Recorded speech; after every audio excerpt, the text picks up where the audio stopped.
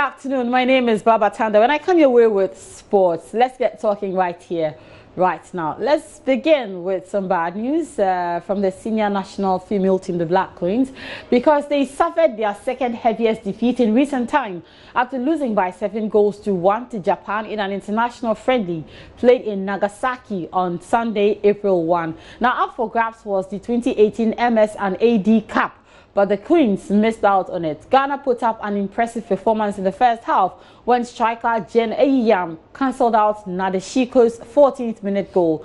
But Iwabuchi ensured Japan regained their lead before the half-hour mark. The Queens succumbed and conceded 4 more goals in the second half. Now, the friendly formed part of Ghana's preparations ahead of the 2018 Total CAF Women's African Cup of Nations from November 17 to December 1, which will be hosted by Ghana.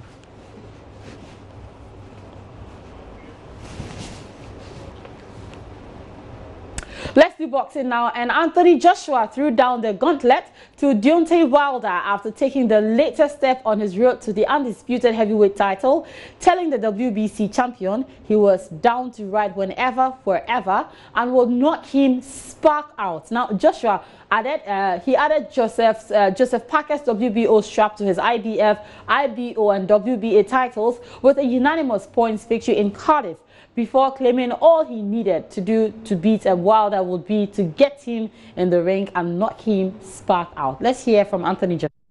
I'm not going to make an analysis of my own performance. That's for my coach to do. But my strategy in there was kind of stick behind the jab. It's one of the most important weapons. The old saying is the right hand can take you around the block, but a good jab will take you around the world. And that secured another world championship belt. So I stuck behind the jab and I made sure anything that was coming back, I was switched on, I was focused. And 12 rounds, baby. I thought it was hard, right? How did you find? This will be about boxing finesse.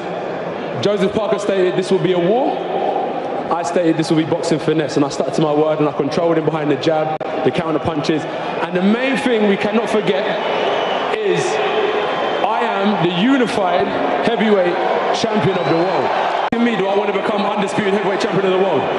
IBO, WBO, IBF, WBA, 21 professional fights, 6 world championship fights. Does that not show you what route I'm going in? Forget the hype. I'm not into that. Everyone here knows me better than that. I'm not into the hype. I'm about business.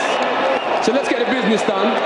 And now I've got the time. If it takes my trainer, Eddie Hearn, sitting down and discussing plans with Al Heyman, Shirley, and seeing what the future holds, I'm down to ride for whatever, whenever.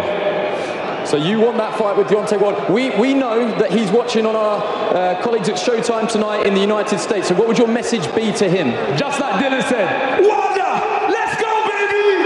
Let's go!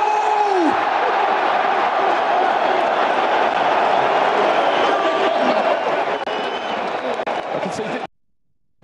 Now to some tennis news, and American John Isner won his first ever Masters 1000 title with a 6-7, 4-7, 6-4 victory over German Alexander Zverev in the Miami Open final. Now, in a nerve opening, the first set went with serve before world number 5 Zverev edged the tie break, but 32-year-old Isner twice broke Zverev in the following sets and held his serve throughout the match. Zverev 20 saved 5 break points in the decider, but crowd favorite Isner served his 18th ace to seal the title. The world number 17 will now move back to the top 10 next week after the biggest win of his career. The ATP Masters 1000 in Miami pitted 4th seed German Alexander Zverev against 14th seed American John Isner. The pair had met 3 times previously, Zverev winning all 3. However, Isner reached his first Masters final with wins over 2nd seed Marin Cilic, Yong Chung, and 5th seed Juan Martin Del Potro, and in all 3 matches he conceded just 1 break point, which he saved. Zverev had the first break point opportunity in the final in the 5th game, but Isner's huge serve was his saviour as he powered an ace down the middle. Isner, who had only won 2 matches all year before the first round in Miami, had a chance to get his nose in front in the next game as he engineered a break point on Zverev's serve. Both were playing with a degree of tension from the back of the court, and the 2.8 metre tall American eventually miscued a big forehand. In the tiebreaker, both players broke serve twice in the first 8 points, then Isner served a double fault. Zverev ended a run of 5 break points to set up a set point, and after a protracted rally, an error on the backhand cross-court by Isner gave Zverev the first set in just over an hour. The second set went with serve through to the 9th game when Zverev mishit a forehand into the stands, and on the break point, Isner was oozing confidence and nailed a superb inside-out forehand to break serve and take a 5-4 lead. He held his nerve under pressure in the next game to serve out the set and level the match.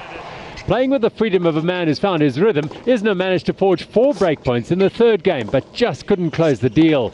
The cracks were appearing though in the 20-year-old Russian's game. Isner earned a breakpoint in the 9th game, and after a long baseline rally, Zverev dumped a forehand into the net and promptly smashed his racket into the court. Isner, who'd won 12 titles in 11 years as a pro, earned the biggest title of his life with an 18th ace to seal a 6-7, 6-4, 6-4 win in 2 hours and 29 minutes.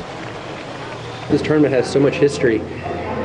Never, ever could have imagined myself playing the last singles match at this historic site and being the winner, being the last winner here at Crandon Park. It's amazing. This is the best moment of my career, for sure. And to do it here in the United States, where I have always played well, makes it extra special.